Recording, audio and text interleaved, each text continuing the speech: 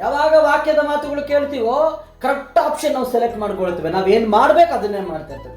ಈ 108 ಜನಗಳು ಬಂದು ಹೇಳುವಾಗ ಒಬ್ಬೊಬ್ಬರು ಒಂದೊಂದು ಅಭಿಪ್ರಾಯವನ್ನು ಹೇಳ್ತಾರೆ.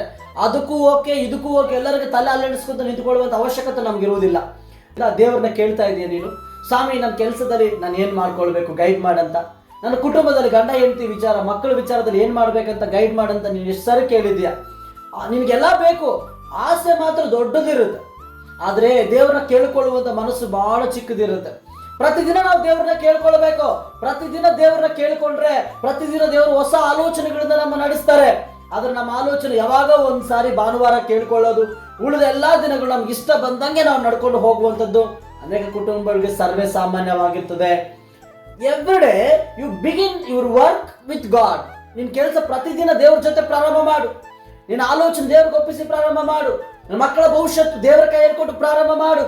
ಯಾವಾಗ ಆ ರೀತಿ ನಾವು ಮಾಡ್ತೀವೋ ನಮ್ಗೆ ಆಶೀರ್ವಾದ ಅನ್ನುವಂಥದ್ದು ಹತ್ತಿರ ಬರ್ತದೆ. ನಾವು ಅಂದುಕೊಂಡದ್ದು ಸಫಲ ಅಭಿವೃದ್ಧಿ ಆಗ್ತದೆ. ಯೋಸೇಫನ ಏಳಿಗೆ ನಮಗೆ ಬರ್ತದೆ, ದಾವೀದನ ಏಳಿಗೆ ನಮಗೆ ಬರ್ತದೆ.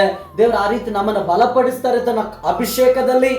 ದೇವರಿಂದ ಕೇಳ್ಕೊಳ್ಳೋಣ, ದೇವ ನೀನು ನಮ್ಮ ತಂದೆ ನಿನ್ನ ಮಾತನಾಡಬೇಕು, ನನ್ನ ಕೆಲಸಗಳಲ್ಲಿ ನೀನು ಮಾತಾಡಬೇಕು, ನನ್ನ ಮನೆಯಲ್ಲಿ ನೀನು ಮಾತಾಡಬೇಕು, ಮಕ್ಕಳ ಭವಿಷ್ಯತ್ತಿಗೆ ನೀನು ಮಾತಾಡಬೇಕು. ನನ್ನ ಮಕ್ಕಳ ಭವಿಷ್ಯತ್ತು ನಾನು ಅಂದುಕೊಂಡಂಗೆ ಅಲ್ಲ ಸ್ವಾಮಿ, ನೀನು ಅಂದುಕೊಂಡಂಗೆ ಆಗ್ಬೇಕಂತ ದೇವರಿಗೆ ಒಪ್ಸ್ರಿ.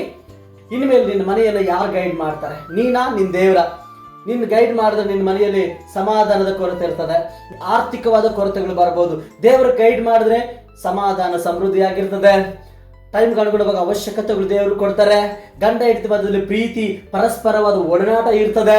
ಹಾಗೆ ಸಾಕ್ಷಿ ಅನ್ನುವಂಥದ್ದು ಸಭೆಯಲ್ಲಿ ಸಾಗಿಸ್ಕೊಂಡು ಹೋಗ್ಲಿಕ್ಕೆ ಆಗ್ತದೆ. ಒಂದು ಕುಟುಂಬವಾಗಿ ದೇವರು ಗೈಡ್ ಮಾಡಿದ್ರೆ, ನಾವು ಗೈಡ್ ಮಾಡ್ಕೊಂಡು ಹೋದ್ರೆ ಸಾಲಗಳಲ್ಲಿ ಒಳಗಾಗ್ತೀವಿ, ಅವಮಾನಗಳಲ್ಲಿ ಒಳಗಾಗ್ತೀವಿ, ದುಃಖ ಕಷ್ಟ ನೋವುಗಳಲ್ಲೂ ಒಳಗಾಗ್ತೀವಿ. ಯಾವುದು ಇಂಪಾರ್ಟೆಂಟ್ ರೀ?